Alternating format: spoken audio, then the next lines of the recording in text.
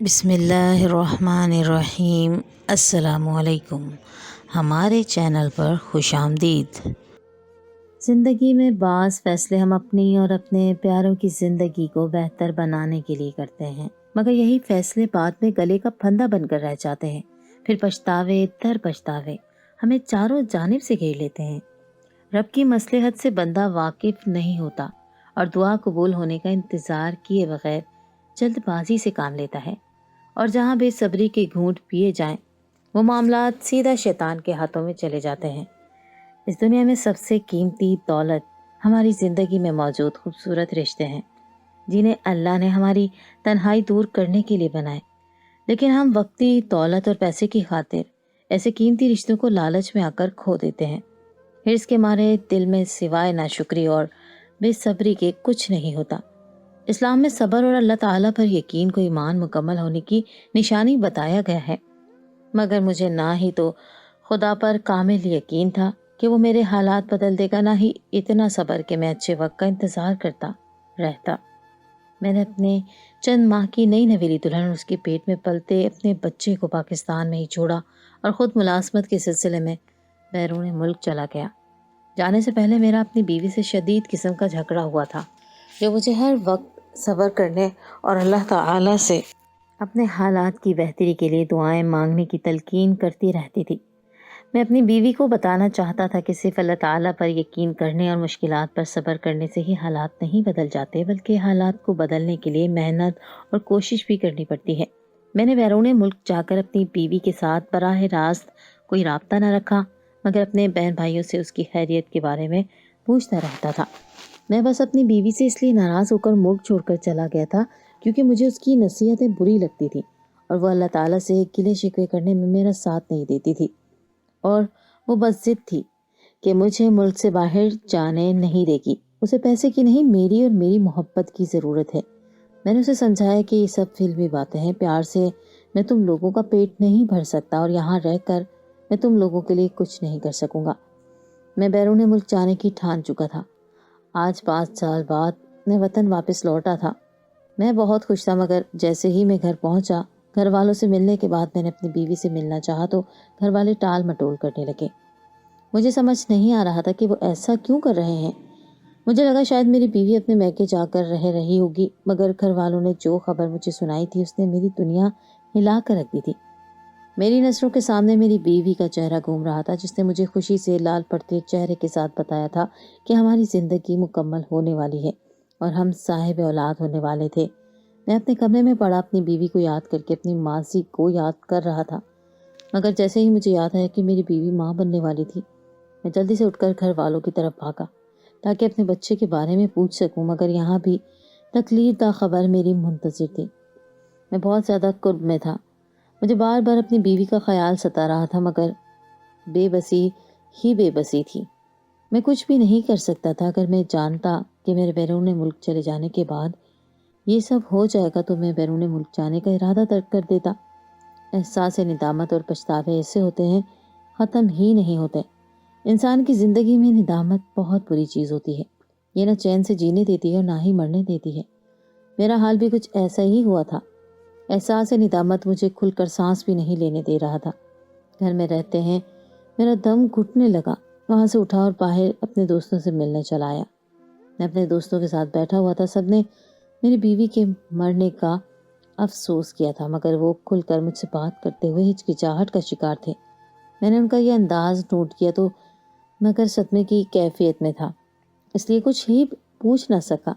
کچھ دیر دوستوں میں بیٹھنے کے بعد بھی جب میرے دل کا بوجھ ہلکا نہ ہوا تو میں وہاں سے اٹھ کر گھر چلا آیا، مگر میرے دوستوں نے مجھ سے دوبارہ ملنے کی خواہش پر وعدہ لے لیا۔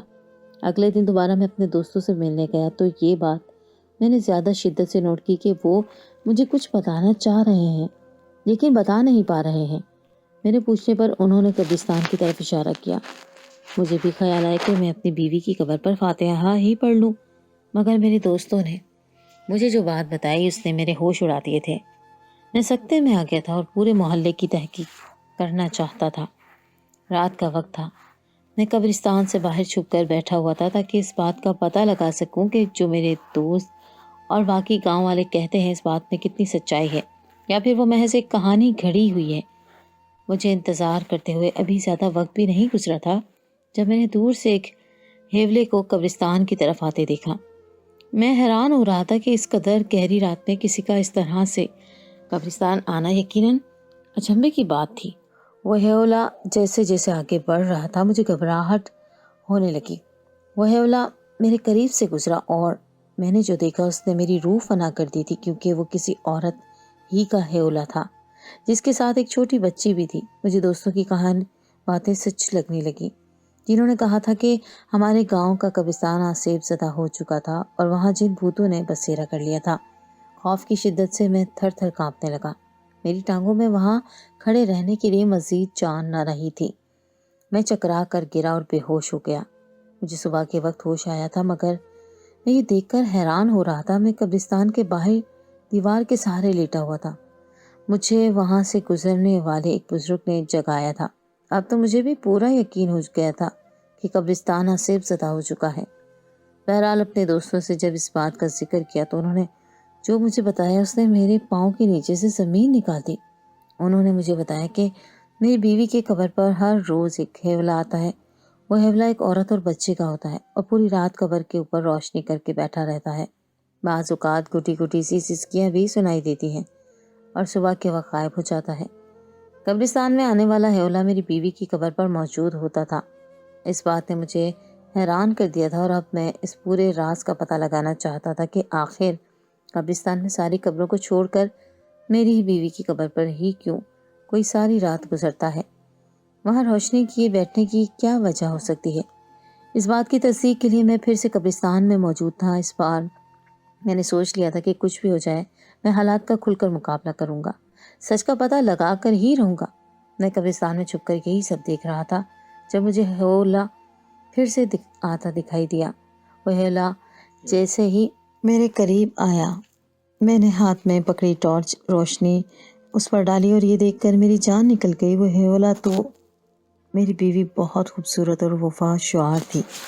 وہ میرے لیے بہت مخلص تھی، جبکہ میں اکثر دیکھتا تھا کہ میری بھابیاں میرے بھائیوں پر اپنا حکم چلاتی رہتی تھیں اور بجائے میری بھائیوں کی خدمت کرنے کے میرے بھائی ان کی خدمت میں لگے ہوتے تھے۔ اس بات سے میں ان پر خوب ہنستا تھا اور ان کا مذاق اڑایا کرتا تھا، مگر پھر اپنی بیوی کی فرما برداری پر شکر گزار بھی نہیں ہوتا تھا۔ میں اس سے محبت بھی کرتا تھا، مگر وجہ غربت تھی جو مجھے ہر وقت چڑچڑا بنائے رکھتی تھی۔ میرے بھائی اپنی بیویوں کی ہر ضرورت کو بآسانی پورا کر لیتے اور میں صرف 2 وقت کی روٹی کے لیے تگ و دو کرتا رہ جاتا تھا۔ میں اپنا غصہ اپنی بیوی پر بھی نکالتا رہتا تھا۔ ہماری شادی کو چند مہینے ہی گزرے تھے کہ میری بیوی نے مجھے اپنی ماں بننے کی خوشخبری سنائی۔ بجائے اس کے کہ اتنی بڑی خوشخبری سن کر میں خوش ہوتا، میں الٹا اپنی بیوی پر ناراض ہونے لگا، جیسے آنے والی ننھی جان کو لانے کی ذمہ داری صرف وہی ہو۔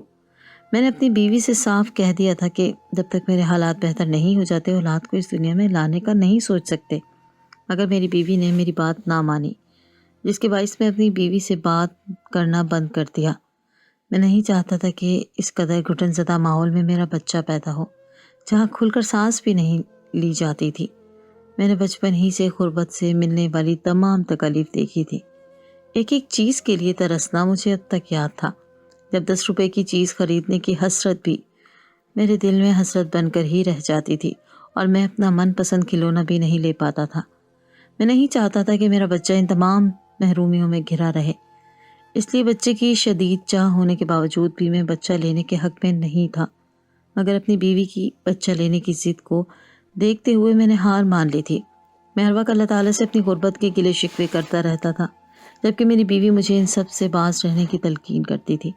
میں اپنی بیوی سے بھی بہت زیادہ جھگڑا کرنے لگا اور ناراض رہنے لگا، مگر میری بیوی صابر بھی تھی، کبھی گلا شکوہ نہ کیا تھا۔ پھر غربت سے نکلنے کے لیے میرے ایک دوست نے مجھے بیرون ملک جا کر اپنی قسمت آزمانے کا مشورہ دیا اور اس مقصد کے لیے اپنی بیوی کا جو زیور تھا وہ سب بیچ دیا۔ میری بیوی مجھے سمجھانے لگی کہ میں وہیں پہ کوئی کاروبار کر لوں، مگر میں اس سے ناراض ہو گیا اور بول چال بند کر دی اور اپنے بھائی بھابھی کے گھر سے ہی کھانا کھانے لگا۔ میری بیوی میرے طور طریقے دیکھ کر بھی صبر اور برداشت کا دامن تھامے ہوئے تھی۔ کچھ میری بیوی کے زیورات کے پیسے تھے، کچھ میں نے اپنے دوستوں سے قرض لے کر پیسے پورے کیے اور جانے سے کچھ وقت پہلے اپنی بیوی کو بتایا کہ میری باہر کی ٹکٹ کنفرم ہو چکی ہے اور میں کچھ دیر بعد بیرون ملک روانہ ہونے والا ہوں۔ میری بات سن کے میری بیوی کی آنکھوں میں آنسو آ گئے۔ اس نے شکوہ کناہ نظروں سے میری طرف دیکھا مگر زبان سے کچھ نہ بولی۔ تسلی دینا چاہتا تھا مگر سب کچھ آنے والے وقت پر چھوڑ کر میں نے گھر کی دہلیز پار کر لی اور بیرون ملک چلا آیا۔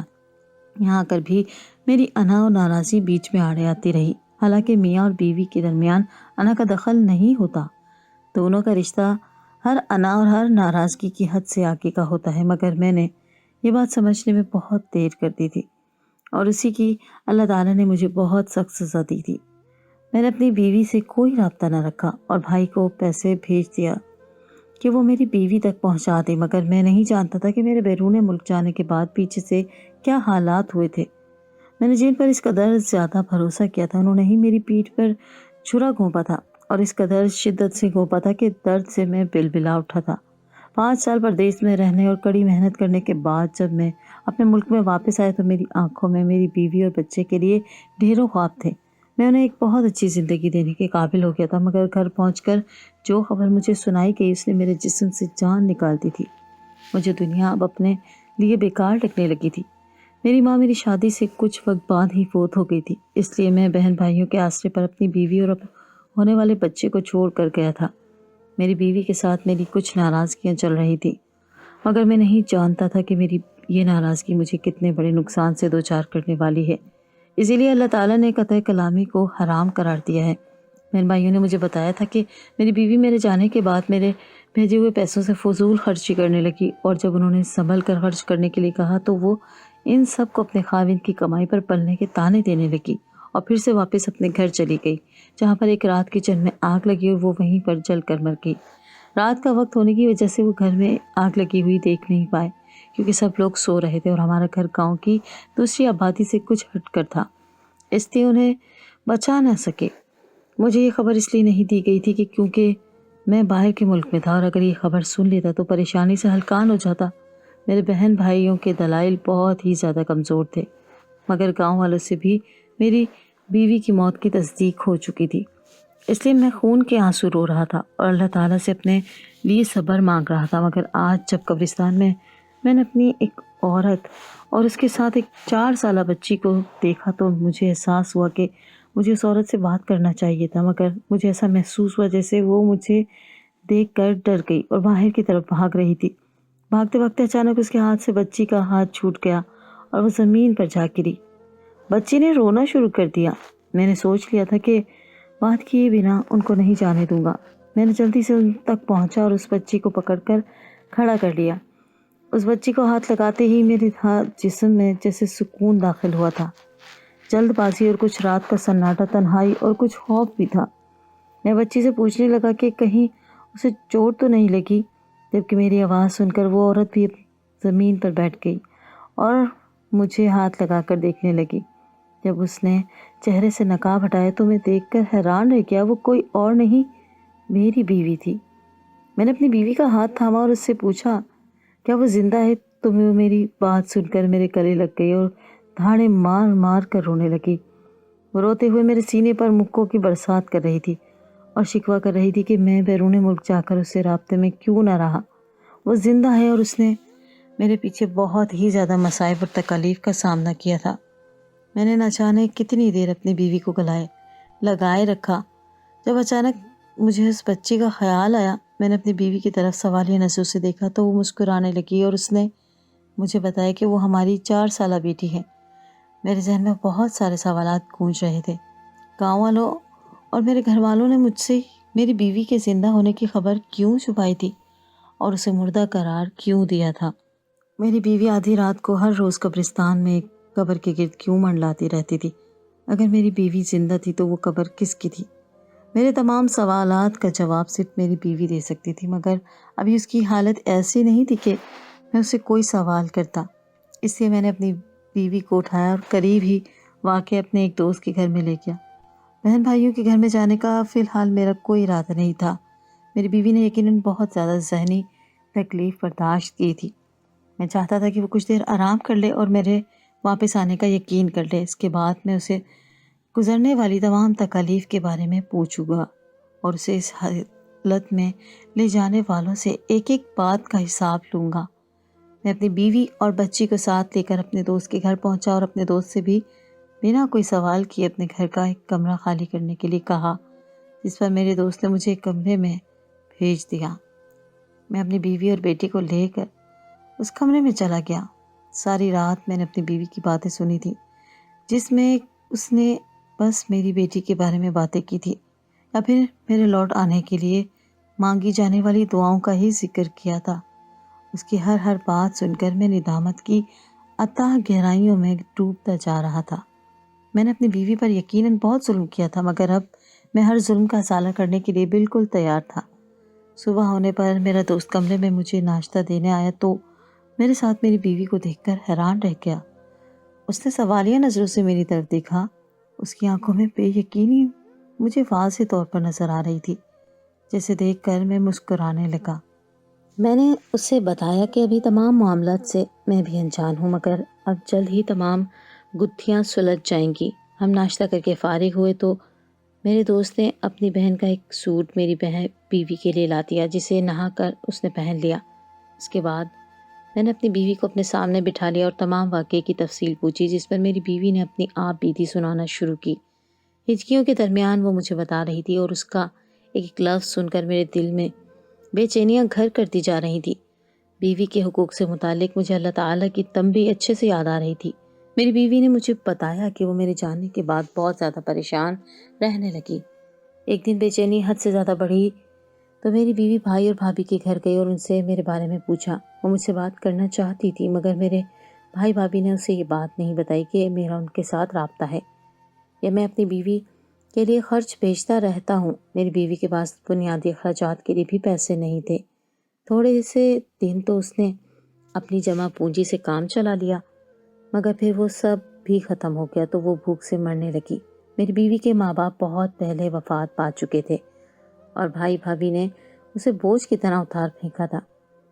وہ ان کے پاس نہیں جانا چاہتی تھی، مگر پیٹ کی آگ بجھانے کے لیے وہ ان کے در پر بھی چلی گئی، جہاں سے ایک وقت کا کھانا، چند پیسے اور ڈھیر ساری دودکار لیے وہ واپس میرے گھر میں آ گئی۔ پھر اس نے میرے بھائی سے بات کی اور کہا کہ وہ ان کے گھر میں بطور ملازمہ کے کام کرنا چاہتی ہے، بس اسے رہنے کے لیے چھت اور 2 وقت کا کھانا دیا جائے۔ اس طرح میرے بھائی بھابھی کو بنا تنخواہ کی نوکرانی مل گئی تھی۔ میری دونوں بہنوں نے بھی میرے بھائیوں کا ساتھ دیا اور میرے بھیجے پیسوں پر میری بہن بھائی عیش کرنے لگے۔ میری بیوی سارا دن نوکر کی طرح دونوں بھائیوں کا سارے گھر کا کام کرتی۔ میری دونوں بہنیں بھی ہر دوسرے دن بھائیوں کے گھر میں آ جاتی اور میری بیوی سے خوب خدمتیں کرواتی۔ میں اپنی بیوی کے خرچ کے لیے جو بھی پیسے بھیجتا وہ سب لوگ آپس میں بانٹ لیتے تھے اور میری بیوی کو اس بات کی کوئی خبر نہیں تھی۔ وہ بس جیسے تیسے صبر کر کے شکر کے ساتھ وقت گزار رہی تھی اور ہر وقت میرے آنے کی دعائیں کرتی رہتی تھی۔ اس بات کو 4 مہینے گزر چکے تھے۔ میری بیوی حاملہ تھی اور اس کی حالت بھی کافی زیادہ خراب رہنے لگی تھی۔